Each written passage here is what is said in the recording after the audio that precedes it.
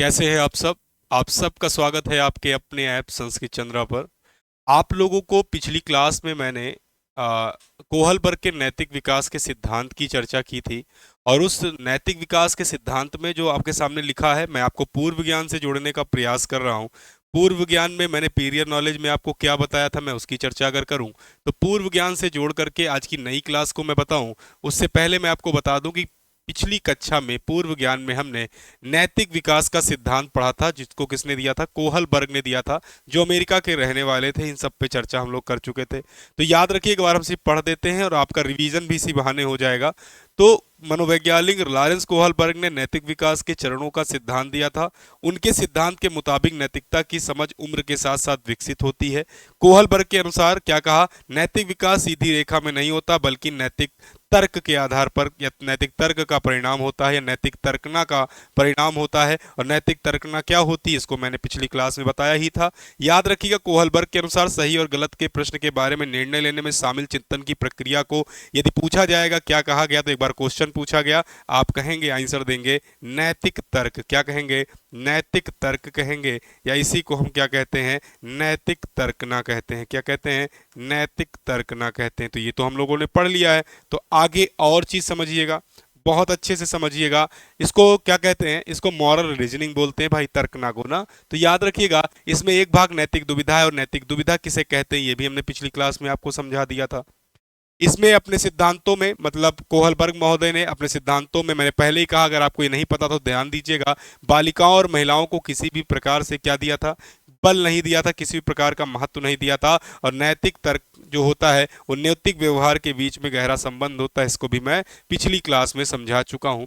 Most important बात, आपसे paper में अक्सर पूछा जाता है, नैतिक विकास के कितने स्तर होते हैं? मैंने पिछली क्लास में यह भी बता दिया था कि पूर्व परंपरावादी स्तर, परंपरावादी स्तर या उत्तर परंपरावादी स्तर, ये किसके स्तर होते हैं? कोहलबर्ग के स्तर होते हैं। और इन स्तरों को दो दो भागों में बांटा भी था, ये भी मैंने पिछली क्लास में बताया। पहला, पूर्व परंपरावादी में आज्ञाकारिता और दंड से बचाव अभिविन्यास। दूसरा बताया था स्वाहित और आदान प्रदान अभिविन्यास। याद रखिएगा, परंपरावादी में मैंने पहला बताया था अच्छा लड़का अच्छी लड़की अभिविन्यास, और दूसरा बताया था कानून और व्यवस्था अभिविन्यास। तीसरे में उत्तर परंपरावादी स्तर में मैंने पहला कहा था सामाजिक अनुबंध अभिविन्यास, और दूसरा कहा था सार्वभौमिक नैतिक सिद्धांत। और मैंने इसके अन्य नाम भी आपको जो बताए थे वो भी आपको याद करने हैं। याद करिएगा, मैं पहले से बता दे रहा हूं, आप लोगों ये चीजें याद करनी ही होंगी, आपको ये चीजें लर्न कर लेनी है, क्योंकि इससे बनने वाला कोई भी क्वेश्चन पेपर में गलत ना हो। क्यों? क्योंकि मैं आपको इसलिए बता रहा हूं ये सब बातें, क्योंकि इसके अन्य नाम क्या होते हैं, इसके अंतर्गत मैंने क्या क्या चीजें बताई थी, वो सब आपको पिछली क्लास में पता है। बहुत बहुत स्वागत है आप सबका, जितने भी लोग हमारे साथ लाइव बने हो।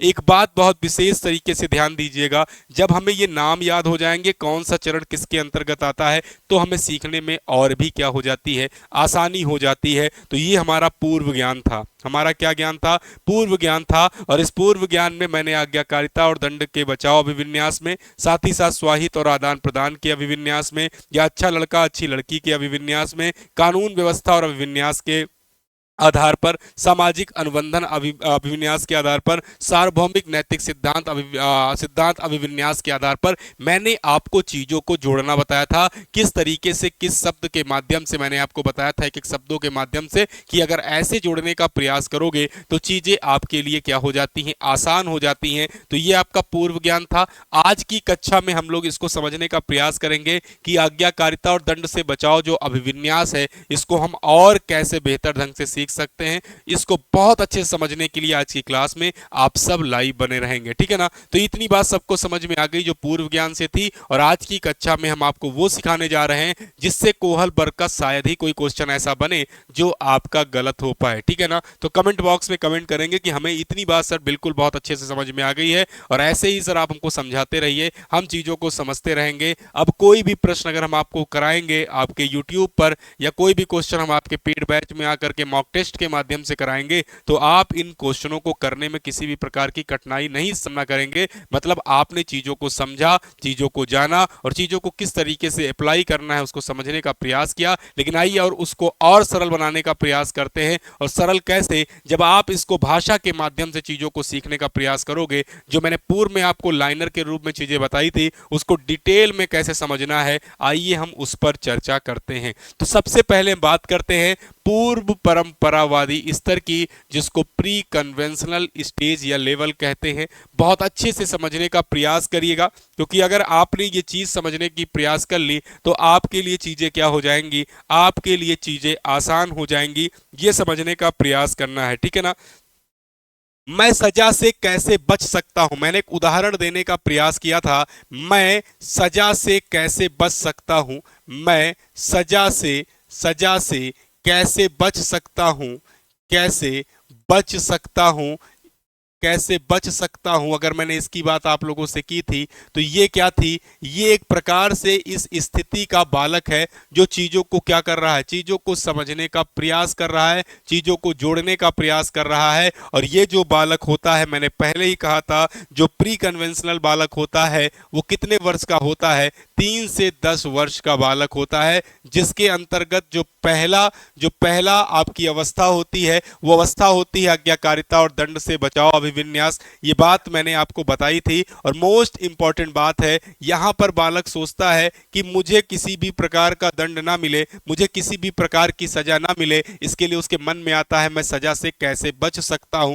तो आइए समझिएगा क्या लिखा हुआ है। इस चरण में लोग नियमों को निश्चित मानते हैं, इस चरण में लोग नियमों को निश्चित मानते हैं। अगर नियम निश्चित मान के किसी कार्य को करते हैं तो आपको किसी भी प्रकार की कठिनाई का सामना नहीं करना पड़ता है। याद रखिएगा, जब आप किसी नियम का पालन नहीं करते हैं, आप किसी भी कार्य को अपने तरीके से करने का प्रयास करते हैं, तो वहां पर आपके अंदर डर रहता है। और आपको जब वो डर लगेगा तो आपको किसी कार्य को करने के लिए डर लग रहा है, इसका मतलब उसके लिए आपको सजा क्या हो सकती है, मिल सकती है। इस बात का विशेष ध्यान रखिएगा। इसीलिए कक्षा में जब विद्यालय में बच्चा पढ़ने के लिए जाता है, या माँ के कार्यों को बच्चा जब कर रहा होता, माँ के दिए गए कार्यों का या परिवार के सदस्यों के द्वारा किए गए कार्य को कर रहा होता है, तो बहुत सारी अपेक्षाएं होती हैं। उन अपेक्षाओं को बहुत ही बेहतर तरीके से सजोकर करना, और उस तरीके से आप किसी भी तरीके से क्या करते हो, गलत कार्य जब नहीं करते हो तो आपको यह अभिविन्यास देखने को मिलता है। तो याद रखना, इस चरण में लोग अगर निश्चित नियमों को पालन करते हैं, और नियमों का पालन करना ही महत्वपूर्ण है, क्योंकि यह दंड से बचने का एकमात्र तरीका है, यह दंड से एकमात्र बचने का तरीका है। सीधी सी बात है कि अगर मैं आपको एक उदाहरण दे रहा हूं, मैं सजा से कैसे बच सकता हूं, मैं सजा से कैसे बच पाऊंगा, इसके लिए मुझे क्या करना है, इसके लिए मुझे नियमों का पालन करना है। तो नोट करके लिखिएगा आप सब लोग, नियमों का पालन करना, ठीक है ना। नियमों का पालन करना, पालन करना ही दंड का एकमात्र उपाय है, ठीक है ना। दंड का एकमात्र उपाय है, दंड का, या ऐसे लिख सकते हो, यहां कर लो बेटा, इस जगह पर कर लेना, दंड से बचने का, ठीक है ना। यहां लिख लीजिएगा, दंड से बचने का एकमात्र क्या है, उपाय है। याद रखिएगा, इसको नोट करते चलिएगा, और कोई दिक्कत होगी तो हमसे बेहिचक पूछते चलिएगा, ठीक है ना।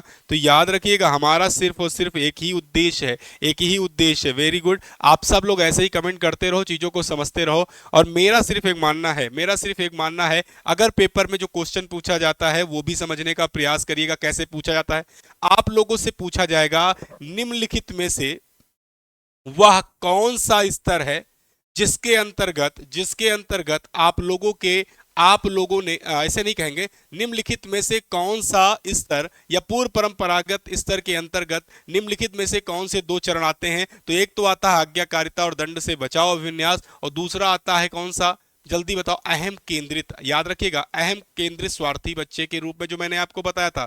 तो याद रखना बेटा, कहीं भी कोई भी सवाल मेरे प्रिय साथियों ऐसा आता है तो आप बिल्कुल सही करेंगे। क्वेश्चन ऐसे ही पूछा जाता है, निम्नलिखित में से पूर्व परंपरागतवादी स्तर होता है जिसको प्री कन्वेंशनल लेवल बोलते हैं, इसका पहला चरण कौन सा होता है। तो याद रखिएगा, आज्ञाकारिता और दंड से बचाव अभिविन्यास। अगर 6 तरीके साइज 6 लाइन से पूछ लिए जाएं, 6 का मतलब है 6 चरण, तो याद रखिएगा, जैसा मैंने कल की क्लास में, पिछली क्लास में आपको 6 चरण लाइन से पढ़ाए थे ना, पूर्व परंपरागत स्तर के अंतर्गत जो 2 बताए थे, परंपरागत स्तर के अंदर जो बताए थे, और और एक और कौन सा बताया था, उत्तर परंपरागत स्तर के अंतर्गत जो दो बताए थे। इन छहों को सीक्वेंस से याद कर लेना, कभी कभी सीक्वेंस से लगाने के लिए भी क्वेश्चन आता है, तो कोई भी क्वेश्चन गलत नहीं होना चाहिए। तो मैंने जो आपको पहला आज्ञाकारिता और दंड से बचाव अभिविन्यास बताया है, ये तो समझ में आ ही गया ना, ये समझ में आ गया। तो याद करिएगा, नोट करके अपने दिमाग में बैठा लीजिएगा कि हमें सिर्फ और सिर्फ नियमों को निश्चित रूप से क्या है, मानना है।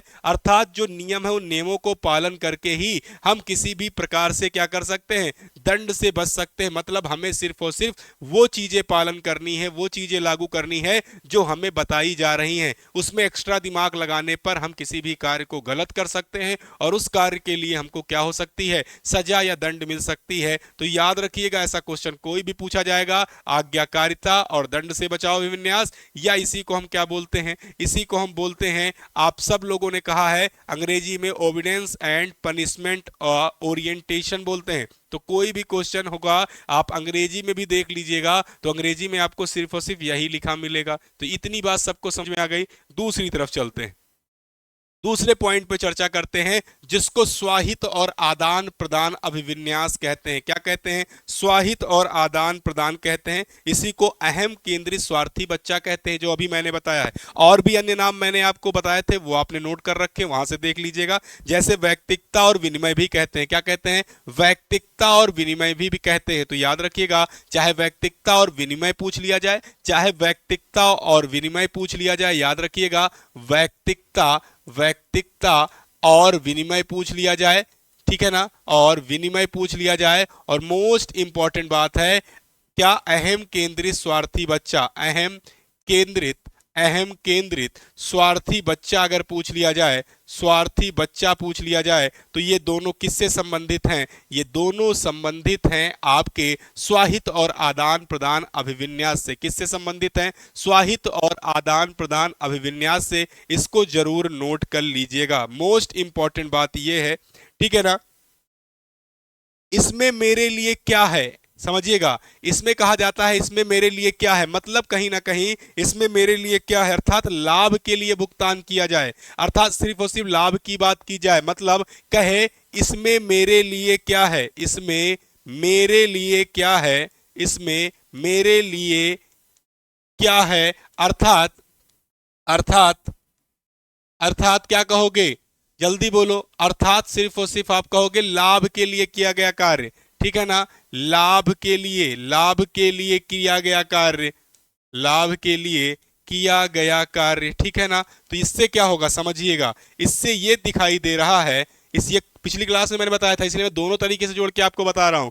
इसमें मेरे लिए क्या है, अर्थात लाभ के लिए जो भुगतान किया जा रहा है, तो ये कहलाता है आपका क्या, सिर्फ और सिर्फ अहम केंद्रित, मतलब अपने लिए, स्वयं के लिए ही सोचना, ठीक है ना। तो स्वयं के लिए ही सोचना अर्थात लाभ के लिए ही सोचा गया कार्य आपका अहम केंद्रित अभिविन्यास कहलाता है, या self interest and exchange orientation कहलाता है। इस बात को अपने दिमाग में बिल्कुल छाप करके रख लीजिएगा। जहां पर आपको किसी भी लाइन में, पेपर में स्वार्थी रूप से बच्चा दिखाई दे, जो सिर्फ और सिर्फ अपने लाभ कार्यों के लिए कार्य कर रहा होता है, वो कहलाता अहम केंद्रित बच्चा, ठीक है ना, या वैयक्तिक या विनिमय अभिविन्यास कहलाता है। इसको बहुत अच्छे समझिएगा, क्योंकि ऐसे क्वेश्चन पेपर में बहुत सारे क्या होते हैं, बनते हैं। अर्थात बच्चे व्यक्तिगत दृष्टिकोण को ध्यान में रखते हैं और कार्यों का मूल्यांकन इस प्रकार करते हैं कि वह व्यक्तिगत आवश्यकताओं को कैसे पूरा कर सकता है। मतलब कहीं ना कहीं अपने कार्यों को बेहतर तरीके से करना, स्वयं के द्वारा किसी कार्य का निर्माण करना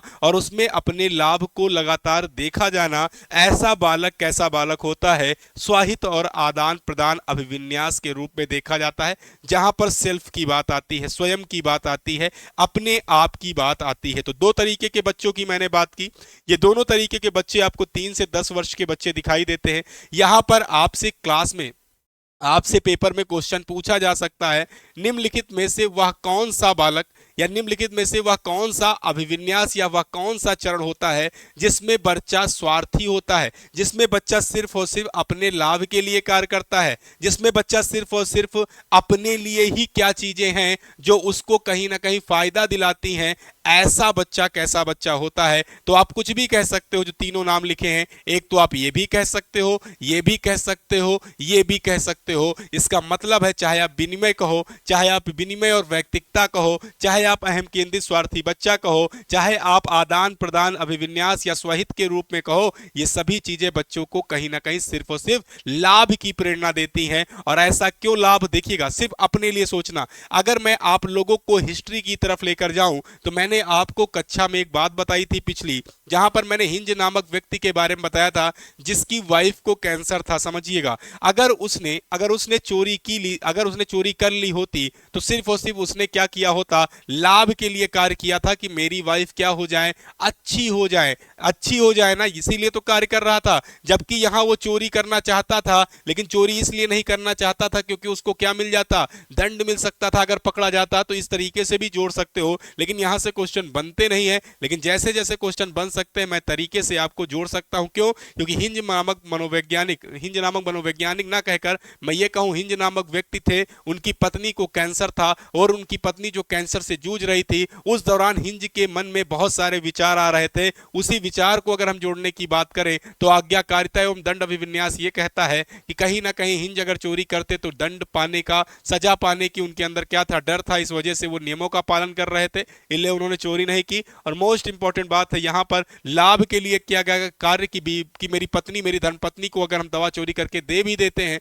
फिर भी वो क्या होता है? वो उनके लाभ के लिए। तो ऐसी चोरी कहीं ना कहीं गलत नहीं होती है। तो जो भी तरीके से आप जोड़ करके सीखने का प्रयास करते हो, जो आपको बेहतर से बेहतर चीजों को सिखाने का प्रयास करता है, ये आपका क्या कहलाता है? ये आपका नैतिक विकास के जो स्तर है उन स्तरों से जोड़ने का विचार करता है, उन स्तरों को आगे बढ़ाने का विकास करता है, विचार करता है। तो ऐसे ऐसे भाषा को पकड़ के अगर आप सोचने का प्रयास करोगे तो आपका कोई भी कंटेंट शायद ही गलत होगा। तो इतनी बात समझिएगा, 2 पॉइंट आपके क्लियर हो गए। बिल्कुल सही, आप लोग कमेंट बॉक्स में कमेंट भी करते रहो। लेकिन मेरा उद्देश्य सिर्फ और सिर्फ आज की क्लास में आपको क्या करना है? ज्यादा से ज्यादा कंटेंट पर ध्यान देना है। जहां समझ में नहीं आएगा क्लास के लास्ट में आप सब लोग क्या करना? कमेंट बॉक्स में कमेंट करना, मैं नेक्स्ट क्लास पे भी उस पर चर्चा कर लूंगा। आइए आगे चलते हैं। परंपरावादी स्तर क्या कहते हैं? परंपरावादी स्तर कहते हैं। परंपरावादी स्तर के अन्य नाम मैंने बताया, वो आपने नोट डाउन कर रखा है। लेकिन आइए इसमें समझते हैं एक बात को। क्या कह रहा? अच्छा लड़का अच्छी लड़की अभिविन्यास, अच्छा लड़का अच्छी लड़की अभिविन्यास, good boy and good girl orientation जिसको बोलते हैं। तो याद रखिएगा, कहीं पर किसी भी तरीके से कोई भी बात अगर समझ में नहीं आती है, इसका मतलब है आपने चीजों को अच्छे से समझने का प्रयास नहीं किया होगा। मैंने कल की क्लास में आप लोगों को ये परंपरावादी जो सिद्धांत था, स्तर था, इसमें अच्छा लड़की और अच्छी लड़की, अच्छा लड़का और अच्छी लड़की अभिविन्यास के अंतर्गत कुछ नाम बताए थे जो आपको कहा था, याद कर लीजिएगा। पहला था सामाजिक आदर्श, बहुत पूछे जाते हैं आपको घुमाने के लिए। एक तो ये नाम जाना जाता है सामाजिक आदर्श के रूप में, मैंने कल की क्लास में बताया था। पारस्परिक समझौता का अभिविन्यास बोला जाता है। क्या बोला जाता है? पारस्परिक, पारस्परिक याद रखिएगा, पारस्परिक समझौता, पारस्परिक समझौता और अनुरूपता बोलते हैं। समझौता और अनुरूपता बोल देते हैं, ठीक है ना? अनुरूपता अभिविन्यास बोल देते हैं। तो याद रखिएगा, ये सब चीजें आपको अपने माइंड में, ये सब नामे क्या करने पड़ेंगे? आपको याद करना पड़ेगा। अंतःवैयक्तिक भी समन्वय के या संबंध के रूप में पूछा जाता है। तो ये सब क्या है? ये इनके अन्य नाम है जो आपको कहीं ना कहीं माइंड में क्या करना पड़ेगा? याद करना पड़ेगा। अगर ऑप्शन में अच्छा लड़का अच्छी लड़की नहीं दिया है, उस दौरान आपको ये पता होना चाहिए। तो सामाजिक आदर्श हो, पारस्परिक समझौता, अनुरूपता हो या अंतर्वैयक्तिक संबंध हो, इसे किससे कहते हैं? अच्छा लड़का अच्छी लड़की के रूप में कहते हैं, ठीक है ना? यह चरण सामाजिक अपेक्षाओं और भूमिकाओं को पूरा करने पर केंद्रित होता है। यह चरण सामाजिक अपेक्षाओं और भूमिकाओं को पूरा करने पर केंद्रित होता है। यह चरण यह सुनिश्चित करने पर केंद्रित होता है, यह चरण यह सुनिश्चित करने पर केंद्रित होता है, जैसे कि आपको एक बात बता दी जाए, आपको एक बात बता दी जाए कि सुनिश्चित करने पर क्या होता है? सुनिश्चित करने पर केंद्रित होता है। कहने का मतलब यह चरण सुनिश्चित करने पर केंद्रित होता है कि लड़का और लड़की जो हैं वो किस तरीके से समाज के विभिन्न प्रकार के जो अपेक्षाएं हैं, उन अपेक्षाओं से अपने आप को क्या करते हैं? जोड़ पाते हैं। क्या करते हैं, वो अपने आप को जोड़ पाते हैं। तो याद रखिएगा यह चरण सामाजिक अपेक्षाओं, क्यों, क्योंकि समझिएगा मैं क्या कहने जा रहा हूं, इसको समझिएगा। अगर किसी भी बालक या बालिका के द्वारा, अगर किसी भी बालक या बालिका के द्वारा, लेकिन पहले मैं आपको एक बात बता दूं, बालिकाओं और महिलाओं पर, बालिकाओं और महिलाओं पर बहुत ज्यादा जोर आपके आपके क्या किया गया था, आपके नैतिक सिद्धांत में कोहलबर्ग ने नहीं किया था। लेकिन यहां अच्छा लड़का अच्छी लड़की से मतलब सिर्फ इतना था कि चीजों को वो बहुत अच्छे तरीके से, किस तरीके से समाज के लोगों को देखते हैं और समाज के लोगों की अपेक्षाओं को अपने अंदर शामिल करके, अपेक्षाओं को शामिल करने का मतलब यहां है कि आप उन अपेक्षाओं पर खड़े उतरते हो कि नहीं उतरते हो। समाज के लोग अगर आपके पिताजी को बहुत अच्छा कहते थे लेकिन आपको अच्छा नहीं कह रहे हैं, इसके पीछे कोई कारण हो सकता है। इसीलिए कहा जाता है कि समाज की जितनी भी प्रकार की अपेक्षाएं हो, उन अपेक्षाओं को क्या करना है, शामिल करना है। ठीक है ना। मोस्ट इंपॉर्टेंट बात जो है उसको भी समझने का प्रयास करिएगा, जो सबसे ज्यादा क्वेश्चन पेपर में पूछा जाता है। ठीक है ना।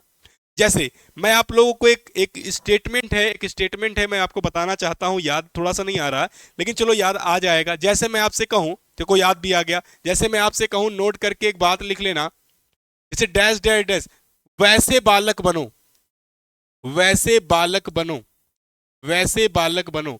जैसे वैसे बालक बनो का मतलब जानते हो यहां पर क्या मतलब है, समझिएगा मेरी बात को। वैसे बालक बनो का मतलब है पापा मम्मी या विद्यालय में कोई भी उदाहरण देने का जब प्रयास करता है तो कहता वो देखो उनका बच्चा कितना पढ़ने में अच्छा है, आप वैसे बालक क्यों नहीं बन सकते हो। आप क्या कारण है कि आपके अंदर वो चीजें कमी है, मतलब दूसरे के उदाहरण दे करके आप इस अच्छा लड़की और अच्छा लड़का और लड़की को क्या करते हो, आप इस चीज को प्रोत्साहित करने का प्रयास करते हो कि आप ऐसे बन सकते हो, आप वैसे बन सकते हो। लेकिन उसके लिए आपको सामाजिक अपेक्षाओं पर क्या करना होगा, पूरे के पूरे रूप में खड़ा होना होगा। और कहीं ना कहीं जो यह चरण होता है यह सुनिश्चित करने पर बल देता है कि आप समाज के साथ समाज की अपेक्षाओं पर खड़े उतर रहे हैं या नहीं उतर पा रहे हैं। इसीलिए समाज में सामाजिक आदर्श के रूप में हो या पारस्परिक समझौता अनुरूपता के रूप में हो या अंतर नहीं कहेंगे, अंत वैयक्तिक, ठीक है ना, अंत वैयक्तिक के रूप में, जहां अपने विचारों को कहीं ना कहीं स्पष्ट रूप से किसी को क्या करना हो, साझा करना हो। ऐसे लोग, ऐसा अभिविन्यास अच्छा लड़का अच्छी लड़की अभिविन्यास कहलाता है। नोट करके इस बात को लिख लीजिएगा, ठीक है ना। इस तरीके का कोई भी क्वेश्चन पेपर में बनेगा तो आप कोई भी क्वेश्चन गलत मत करिएगा, ठीक है ना। जो भी आपके मन में क्वेश्चन होगा वो क्वेश्चन करते रहिएगा। लेकिन मोस्ट मोस्ट इंपॉर्टेंट बात यह है कि मैं जैसा हूं वैसा हूं, लेकिन क्या ऐसा हूं जैसा हूं वैसा समाज के लोगों को पसंद आ रहा हूं कि नहीं आ रहा हूं। अगर पसंद नहीं आ रहा हूं इसका मतलब है आप अपने आप को इस अपेक्षाओं पर खरे उतर कर नहीं दिखा पा रहे हो, इसलिए आपको दूसरा व्यक्ति ऐसा कहने पर मजबूर हो जाता है आप वैसे बालक बनो, जैसा वैसा बालक मतलब अच्छे बालक के रूप में। इसलिए यह अभिविन्यास आपको सामाजिक अपेक्षाओं और भूमिकाओं पर पूरी तरीके से खड़ा होना या केंद्रित के रूप में होता है, जो यह दर्शाने का प्रयास करता है कि आपको समाज के साथ जिसको कहेंगे आप समाज के साथ अपने आप को क्या करें, बिल्कुल सही तरीके से सामंजस्य बैठा करके उनकी अपेक्षाओं पर खड़े हो जाएं, ठीक है ना। तो ये था आपका अच्छा लड़का अच्छी लड़की अभिविन्यास। मोस्ट इंपॉर्टेंट बात है कि आपको इनके अन्य नामों से भी आपको चीजें याद कर लेनी, क्योंकि ये क्वेश्चन पेपर में बनते ही बनते हैं, ठीक है ना। तो इतनी बात क्लियर है सबको। आगे देखिएगा भाई, आगे देखिएगा, इधर आ गया तो चलो भैया। कह रहा कानून, ये चौथा हो गया ना, कानून और व्यवस्था अभिविन्यास, लॉ एंड ऑर्डर ओरिएंटेशन बोलते हैं इसको, ठीक है ना। मोस्ट इंपॉर्टेंट बात है कि सामाजिक व्यवस्था बनी रहे। इसमें क्या कहता है, इसमें कहता है भाई, इसमें कहता है कि यह चरण यह सुनिश्चित करता है, यह चरण यह सुनिश्चित करता है कि सामाजिक व्यवस्था बनी रहे। मतलब यहां पर एक चीज जोड़ सकते हो, कहता है, छोड़ दो समझ में तो आ ही जाएगा ना, आगे नोट कर लेना। आप कहोगे सीधे सीधे यह चरण यह सुनिश्चित करता है, यह चरण का मतलब क्या है, कानून और व्यवस्था अभिविन्यास। मतलब यह चरण यह चरण यह चरण यह सुनिश्चित करता है कि, यह लिख लो भाई वरना बाद में बहुत सारी लाइनें नहीं समझ में आ रही। यह सुनिश्चित करता है कि यह सुनिश्चित करता है कि सामाजिक व्यवस्था बनी रहे, सामाजिक व्यवस्था बनी रहे। अभी अभी मैंने आपको जोड़ने का प्रयास किया है, समाज की अपेक्षाओं पर क्या करना, खड़े रहना। तो सामाजिक व्यवस्था बनी रहे। नैतिक विकास के इस चरण में लोग निर्णय लेते समय पूरे समाज पर विचार करना शुरू कर देते हैं। नियमों का पालन करके, अपने कर्तव्य का पालन करके, नियमों का पालन करके, अपने कर्तव्यों का पालन करके और अधिकारियों का सम्मान करके कानून और व्यवस्था बनाए रखने पर ध्यान केंद्रित करते हैं। ध्यान दीजिएगा, बहुत अच्छे से समझने का प्रयास करिएगा कि नैतिक विकास, मैंने आप लोग को बोला था कि नैतिक विकास धीरे धीरे, मतलब नैतिकता जो होती है वो बालक में, नैतिकता जो होती है, अगर पिछली क्लास में आपने देखा होगा तो मैंने कहा था जो नैतिकता होती है, जो मॉरल होता है, ठीक है ना, ये नैतिकता बालक में जैसे जैसे आयु बढ़ती जाती है वैसे वैसे नैतिकता क्या होती जाती है, सीमित रूप से जो सीमित थी वो धीरे धीरे बढ़ती जाती है। अर्थात आप कह सकते हो जो नैतिकता है ये शैशवावस्था में जो नैतिकता नहीं देखी जा रही थी, बाल्यावस्था में देखी जाने लगी और धीरे धीरे ये पूर्ण रूप से बच्चे में क्या होकर गई, विकसित होती गई। तो ये कहने का मतलब है कि नैतिकता विकास के इस चरण में लोग निर्णय लेते समय पूरे समाज के विचार करना शुरू कर देते हैं।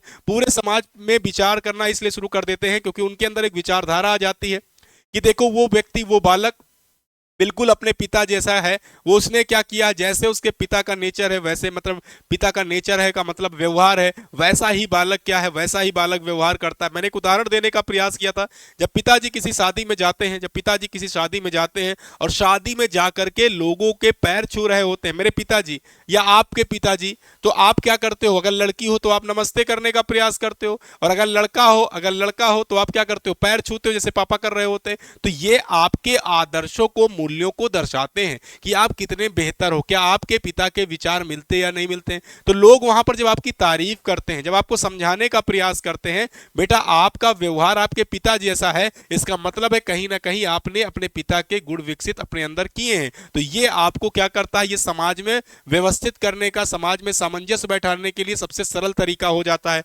वही कह रहा, नियमों का पालन करके, अपने कर्तव्यों का पालन करके और अधिकारियों का सम्मान करके कानून और व्यवस्था बनाए रखने पर ध्यान केंद्रित होता है।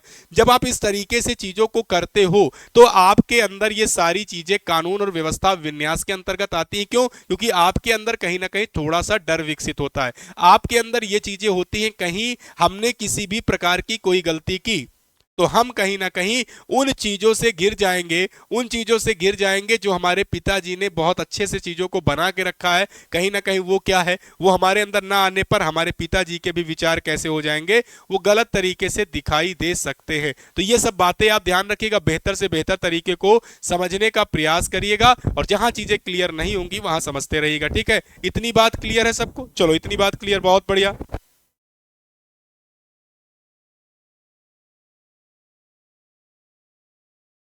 आप सब लोगों को इतनी बात समझते रहना है। तो ये सब बातें क्या होती हैं, आपको बेहतर तरीके से चीजों को सिखाने के लिए करती हैं। ठीक है ना? तो पहली बात तो ये हो गया। तो आप लोगों को याद रखना है, जब आप समाज पर विचार करना शुरू करेंगे, नियमों का पालन करके अपने कर्तव्य का पालन करेंगे और अधिकारियों का सम्मान करके कानून और व्यवस्था बनाए रखेंगे, तो ये सब चीजें आपको कहीं ना कहीं समाज में अपने आप को व्यवस्थित तरीके से स्थापित करेगी। तो ये सब बातें आपको याद रखनी मोस्ट इंपॉर्टेंट बात है। ठीक है ना?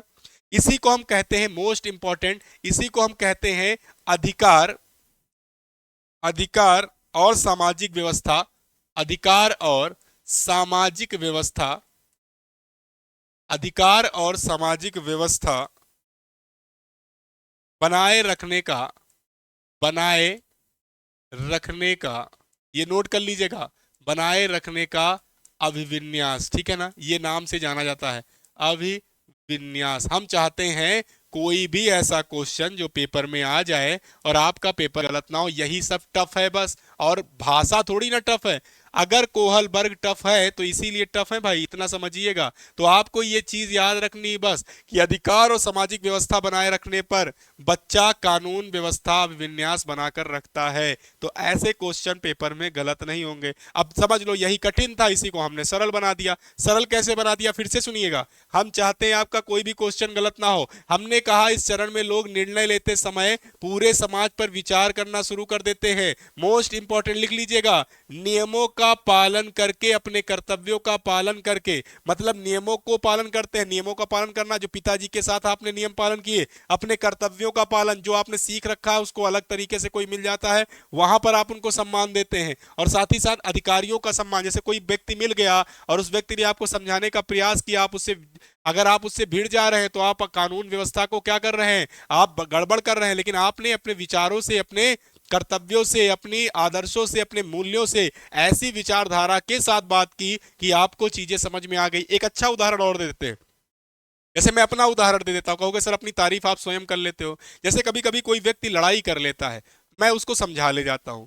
कभी कभी क्या होता है, पुलिस आ जाती है, पुलिस आ जाती है तो वो क्या करती है, डंडा बरसाने लगती है, भाई हम भी वहां खड़े हुए हैं। तो जब आप, अब मैं खड़ा हूं, उन्होंने डंडा मेरे ऊपर उठाने का प्रयास किया, लेकिन मैंने कहा नहीं भाई साहब, पहले डंडा मत उठाइए, पहले मेरी बातों को सुनिए, क्या हुआ क्या है। अगर आपकी बातों से आपने उनको समझा दिया, इसका मतलब है आपने अपनी विचारधारा के माध्यम से उनको समझा करके उस तथ्य को बता दिया जिस तथ्य को वो जानना चाहते थे। अब आप गलत नहीं हो, तब आपने कानून व्यवस्था को बरकरार रख करके आपने उस जगह पर हो रहे किसी भी कार्य को जो गलत तरीके से था उसमें आप शामिल नहीं थे, लेकिन आपने अपनी विचारधारा से शामिल करके उनको ये कहा कि हम नहीं थे, लेकिन जो था आपने उनको बता दिया। ये भी एक प्रकार से कानून व्यवस्था बनाकर रखनी चाहिए। तो ये भी कहीं ना कहीं क्या होता है, ये भी कानून और व्यवस्था अभिविन्यास कहलाता है। तो ऐसे पढ़ना, कोई क्वेश्चन गलत तब नहीं होगा, ठीक है ना। इतनी बात क्लियर है, आगे चलें, आगे देख लो भाई।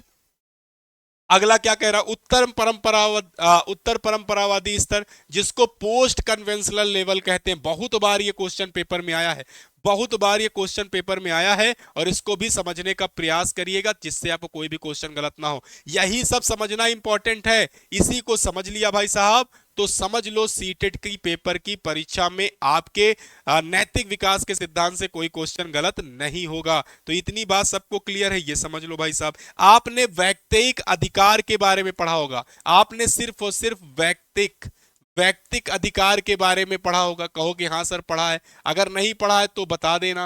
वैयक्तिक अधिकार के बारे में अगर आप लोगों ने पढ़ रखा है तो पहले समझ लो ये बात। दूसरी, अभी इसी को आप व्यक्तिगत अधिकार कह सकते हो। क्या कह सकते हो, इसी को आप व्यक्तिगत अधिकार कह सकते हो, व्यक्तिगत अधिकार कह सकते हो। तो सबसे पहले तो एक बात ये समझ लो कि सामाजिक अनुबंधन अभिविन्यास को हम इस नाम से भी जानते हैं। किस नाम से जानते हैं, हमने जो आपको बताया है कि हम इस नाम से जानते हैं। मोस्ट इंपॉर्टेंट बात यह है कि एक होता है सबका भला, एक होता है सबका भला, एक होता है अपना अपना भला। याद रखिएगा, जहां बात सबके भले की आएगी, समझिएगा, और कोई क्वेश्चन गलत नहीं आएगा, ऐसे पेपर पूछा जाता है।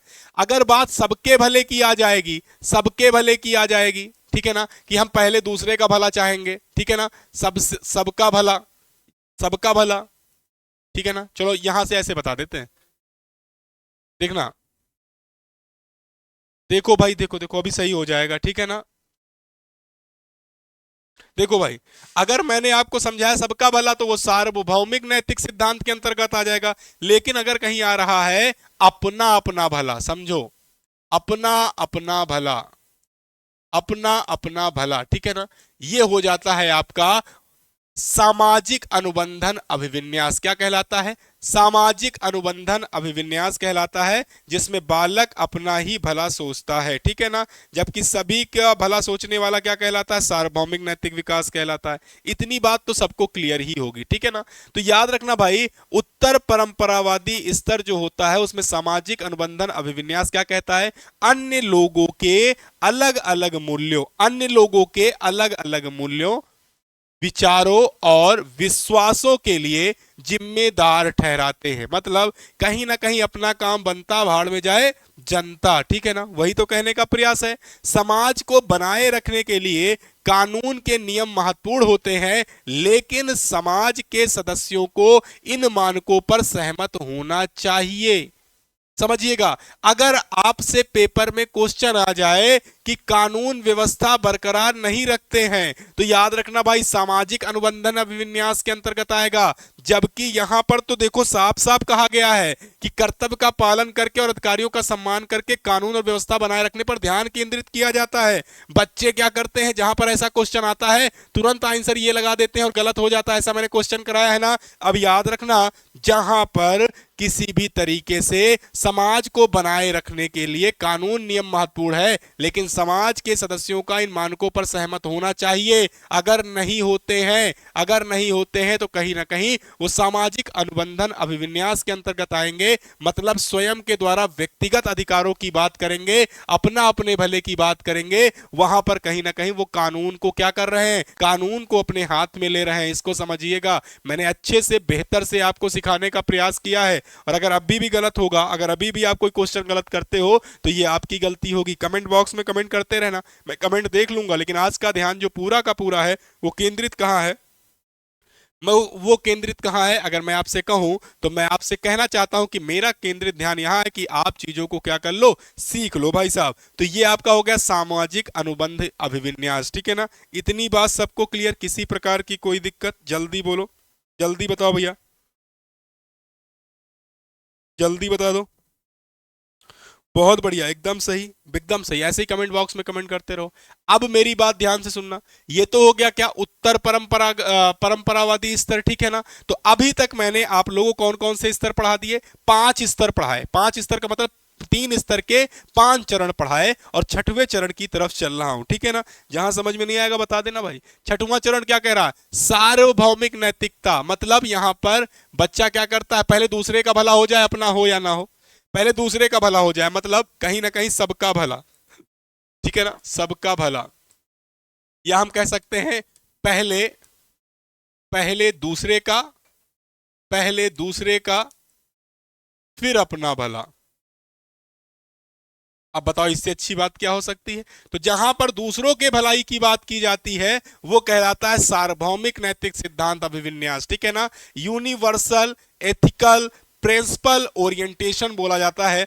कोहलबर्ग के नैतिक तर्क का अंतिम स्तर सार्वभौमिक नैतिक सिद्धांतों और अमूर्त तर्क। अमूर्त तर्क का मतलब ही होता है बहुविधि तरीके से जब बच्चा चीजों को क्या करता है, सीख करके अप्लाई करना सीख जाता है, पर आधारित होता है। इस स्तर पर लोग न्याय के इस आंतरिक सिद्धांतों का पालन करते हैं, भले ही वह कानून और नियमों का साथ संघर्ष करते हुए दिखाई दें। लेकिन कहने का यहां मतलब यह है, बहुत सारे लोग ऐसे होते हैं जब सही होते हैं ना, सही होते हैं तो वो कानून से भी लड़ जाते हैं, पता है कि नहीं लड़ जाते हैं। तो जब सही होगे तो अपना भला व्यक्ति जब कभी भी किसी भी तरीके से, जब व्यक्ति अपना ही भला सोचेगा, दूसरे का भला नहीं सोचेगा ना, तो वो कभी भी किसी भी तरीके से नियमों के साथ संघर्ष नहीं करता है। लेकिन जब व्यक्ति किसी दूसरे के साथ भला करता है और अपनी चीजों को गड़बड़ करता है, वो नियमों को संघर्ष करता है। जैसे जैसे मेरी एक आदत है, मैं आपको बता दूं, मेरी एक आदत है कि सामने वाले के साथ अगर गलत हो रहा होता है तो मुझे बर्दाश्त नहीं भाई साहब। अगर कोई भी व्यक्ति सामने वाले के साथ गलत कर रहा है तो मैं उसकी बातों को टोक देता हूं, मैं उससे बोल देता हूं कि आप यहां पर गलत हो, समझिएगा। तो जब गलत हो तो मैं आपको कैसे साथ दे दूंगा। तो याद रखना मेरे प्रिय प्रिय साथियों, नियमों के साथ संघर्ष करते हो वो अवस्था कहलाती है सार्वभौमिक नैतिक सिद्धांत की, जहां व्यक्ति कहीं ना कहीं दूसरों का क्या करता है, भला करता है। याद रखिएगा, दूसरों का भला करके फिर स्वयं का भला करने का प्रयास करता है, और ऐसे व्यक्ति समाज में बहुत अच्छे होते हैं। जैसे जैसे बहुत सारे लोग जानवर लवर्स होते हैं, ठीक है ना, जानवर लवर्स होते हैं। तो वो जानवर लवर्स होना कोई जरूरी क्या, जानवर का मतलब है कोई डॉग पालता है, कोई कैट पालता है, कोई रैट पालता है, कोई रैबिट पालता है, देखा होगा घर में, और उनको अपने तरीके से, जैसे अपने तरीके से रहने का प्रयास करते हैं वैसे भी उनको भी रखने का प्रयास करते हैं। तो कहीं ना कहीं वो क्या कर रहे हैं, वो नियमों का पालन कर रहे हैं, वो नियमों को जानने का, पहचानने का प्रयास कर रहे हैं कि ये भी इंसान है, हम भी इंसान हैं। वो जानवर नहीं समझते हैं, वो इंसान समझते हैं। तो ये सब चीजें जब आपने समझ ली हैं तो आपसे पेपर में 2 तरीके क्वेश्चन पूछे जाएंगे, समझिएगा। पहला क्वेश्चन ये पूछा जाएगा कि नैतिक विकास के सिद्धांत का, नैतिक विकास के, यही समझ लीजिएगा, नैतिक विकास का सिद्धांत हो गया। और नैतिक विकास का सिद्धांत जो है, जो सिद्धांत है, उस सिद्धांत में तीन प्रकार के स्तर की बात की गई है। कैसे, पूर्व परंपरागत स्तर, समझ लीजिएगा क्वेश्चन कैसे पूछते हैं, पूर्व परंपरागत स्तर। दूसरा पूछते हैं क्या, दूसरा पूछते हैं आपका परंपरागत स्तर, परंपरागत स्तर। इसको जितने लोगों ने समझ लिया उनका एक भी क्वेश्चन गलत नहीं होगा। एक होता है उत्तर परंपरागत स्तर, ठीक है ना, उत्तर परंपरागत स्तर, ठीक है ना। तो पहले तो ये 3 स्तर याद कर लो, 3 स्तर याद कर लो। चलो लिखने की जरूरत तो है नहीं, क्योंकि हमारे पास तो देखो यहां पर है ना, क्यों हम समय बर्बाद करें, ठीक है ना। देखो यहां पर मैंने आपको ये बताया था, याद है ये नैतिक विकास के ये स्तर हैं या नहीं स्तर हैं? तो 3 स्तर हो गए, और इन 3 स्तर में से ये स्तर आपके सामने लिखे हैं, पेपर में पूछा जाता है। ध्यान सुनिएगा, पेपर में पूछा जाता है निम्नलिखित में से कौन सा कोहल वर्ग का स्तर का प्रारंभिक चरण है? प्रारंभिक चरण है वो है आज्ञाकारिता और दंड से बचाव अभिविन्यास, याद रखिएगा। और अंतिम चरण अक्सर पूछा जाता है सार्वभौमिक नैतिक सिद्धांत की बात की जाती है। सार्वभौमिक नैतिक विकास की सिद्धांत के अनुसार व्यक्ति सिर्फ और सिर्फ क्या करता है? पहले दूसरों का भला करके फिर अपने भले की बात सोचता है, दूसरों की सहायता करके फिर अपने आप को फिर उस कार्य में लगाता है। जबकि सामाजिक अनुबंधन अभिविन्यास में व्यक्ति सिर्फ और सिर्फ अपने बारे में सोचता है, अपना भला करने का प्रयास करता है, और कानून और व्यवस्था अभिविन्यास के अंतर्गत स्वयं के द्वारा निर्णय लेने का प्रयास करता है, जहां पर वो चीजों को क्या करता है? जोड़ने का प्रयास करता है। जबकि अच्छा लड़का अच्छी लड़की अभिविन्यास में लोग जब बच्चों को यह बताने का प्रयास करते हैं कि आप ऐसे बालक बनो, आप वैसे बालक बनो जैसे वो हैं, तो ये कहीं ना कहीं आपको अच्छा प्रेरित करने का प्रयास करता है कि उनका लड़का डीएम बन गया, आप भी बन सकते हो, उनका लड़का डीएसपी बन गया, आप भी बन सकते हो। जबकि स्वाहित और आदान प्रदान अभिविन्यास में बच्चे को कहीं ना कहीं अपने बारे में ज्यादा सोचता है, स्वयं की चीजों को अर्थात अपने लक्ष्यों को पूर्ति करने का प्रयास करता है। जबकि आज्ञाकारिता और दंड बचाव विन्यास में बच्चा क्या करता है? बच्चा स्वयं के द्वारा हर उस नियम को फॉलो करने का प्रयास करता है, जिससे बच्चा कहीं ना कहीं समाज में अपने आप को क्या कर पाए? गलत तरीके से दूर होकर सही सही कार्यों को करे। तो इस तरीके से कोई भी क्वेश्चन पेपर में बनता है तो ये आपका कर्तव्य बनता है कि आप कैसे सॉल्व करते हो। समझिएगा, बहुत बढ़िया तरीके से आप क्लास पढ़ रहे हो, बहुत अच्छे तरीके से आप सीख रहे हो, और आपका एक काम है कि जब भी कोई बात हमको समझ में नहीं आएगी तो आप सर हमको बार बार क्या करोगे? बताओगे, और हमारा काम है आपको समझाना, जैसे आज हमने क्लास में आपको समझाया है। ये देखिए, सबसे पहले अगर हम नहीं दिखाई दे रहे हैं तो परेशान मत होना, क्योंकि हम हट जाते हैं कि आपको दिखाई दे। जैसे पूर्व परंपरागतवादी स्तर में पहला आज्ञाकारिता और दंड बचाव विन्यास में मैंने आपसे कहा, इस चरण में लोग नियमों को निश्चित मानते हैं और नियमों का पालन महत्वपूर्ण है, क्योंकि यह दंड से बचने का एकमात्र तरीका है। जबकि स्वाहित और आदान प्रदान विन्यास मैंने कहा, बच्चे व्यक्तिगत दृष्टिकोण को ध्यान में रखते हैं और कार्यों का मूल्यांकन इस प्रकार करते हैं कि वो व्यक्तिगत आवश्यकताओं को कैसे पूरा कर सके। परंपरावादी स्तर में मैंने आपसे कहा, यह चरण सामाजिक अपेक्षाओं और भूमिकाओं पर पूरा करने पर केंद्रित होता है, क्योंकि कहीं ना कहीं ये क्या करता है? चीजों को वैसे तरीके से फॉलो करने का प्रयास करता है जहां समाज में आदर्श के रूप में एक अच्छी लड़की दिखाई दे। अगला मैंने कहा कानून व्यवस्था और अभिविन्यास, इसमें मैंने कहा समाज पर विचार करना शुरू कर देते हैं और साथ ही साथ नियमों का पालन करना हो, कर्तव्यों का पालन करना हो, अधिकारियों का सम्मान करना हो, ये सब इस अभिविन्यास में दिखाई देता है। मोस्ट इंपॉर्टेंट उत्तर परंपरागतवादी स्तर में मैंने कहा कि जब मूल्यों, विचारों और विश्वासों के लिए जिम्मेदार चीजें ठहरने लगती हैं, कहीं ना कहीं व्यक्ति सिर्फ और सिर्फ अपने बारे में सोचता है, वो सामाजिक अनुबंधन विन्यास कहलाता है। और मोस्ट इंपॉर्टेंट बात जो लास्ट वाला है, सार्वभौमिक नैतिक सिद्धांत, क्योंकि यह अंतिम चरण होता है, इसलिए इस चरण का नाम याद रखेंगे, प्रथम चरण का नाम याद रखेंगे जिसका नाम है आज्ञाकारिता और दंड अभिविन्यास। तो ये दोनों आपसे पेपर में पूछे जाएंगे पहले और अंतिम के रूप में, और अगर सीक्वेंस से लगाने के लिए आ गया तो आपको 6 चरण लाइन से याद कर लेने हैं। इससे बाहर का कोई क्वेश्चन ना आज तक पेपर में पूछा गया है और ना ही पूछा जाएगा। तो जो भी आपके क्वेश्चन आपके मन में होंगे उनको आप कर लीजिएगा, क्योंकि आपका पेपर में अच्छे से अच्छा अंक पाना, श्रीमान चंद्रा सर का सम्मान करना होगा, क्योंकि आपके द्वारा चीजों को अच्छे तरीके से करना, आपकी सीटेट की परीक्षा में अच्छे अंक लाना, ये सिर्फ और सिर्फ आपके लिए ही नहीं होगा। पहली बार आपके ऐप पर क्लासेस स्टार्ट की गई है, पूरा का पूरा बैच लॉन्च किया गया है, और आपको मैं सच बता दूं, आपको इस तरीके का कंटेंट शायद ही कहीं पर मिलेगा जिस तरीके कंटेंट हम देने का प्रयास कर रहे हैं। जैसे जैसे क्वेश्चन बने हैं वैसे वैसे क्वेश्चंस को पढ़ाया गया है, जैसे जैसे नए क्वेश्चंस बन सकते हैं उनको भी मैंने शाब्दिक रूप से एक एक लाइन से जोड़ने का प्रयास किया है। शायद आपको ये थ्योरी जो कि आपको मैंने पढ़ाई है अभी अभी, कौन सी थ्योरी पढ़ाई, जल्दी बताओ? नैतिक विकास का सिद्धांत ना। तो नैतिक विकास का सिद्धांत यहां पर समाप्त होता है, और आज की क्लास के बाद आप लोगों के लिए 3 सिद्धांत पूर्ण रूप से समाप्त होते हैं। पहला क्या था? पहला मैंने आपको पढ़ाया संज्ञानात्मक विकास का सिद्धांत पढ़ाया, याद रखिएगा, संज्ञानात्मक विकास का सिद्धांत पढ़ाया, जिसको हम क्या बोलते हैं? कॉग्निटिव डेवलपमेंट थ्योरी बोलते हैं, ठीक है ना? तो याद रखना, मैंने ये सिद्धांत पढ़ा दिया आपको। दूसरा सिद्धांत मैंने आपको पढ़ाया सामाजिक सांस्कृतिक सिद्धांत, सोशल एंड कल्चर डेवलपमेंट, ठीक है ना? सामाजिक सिद्धांत, सामाजिक सांस्कृतिक सांस्कृतिक सिद्धांत, सांस्कृतिक सिद्धांत भी मैंने आपको पढ़ाया।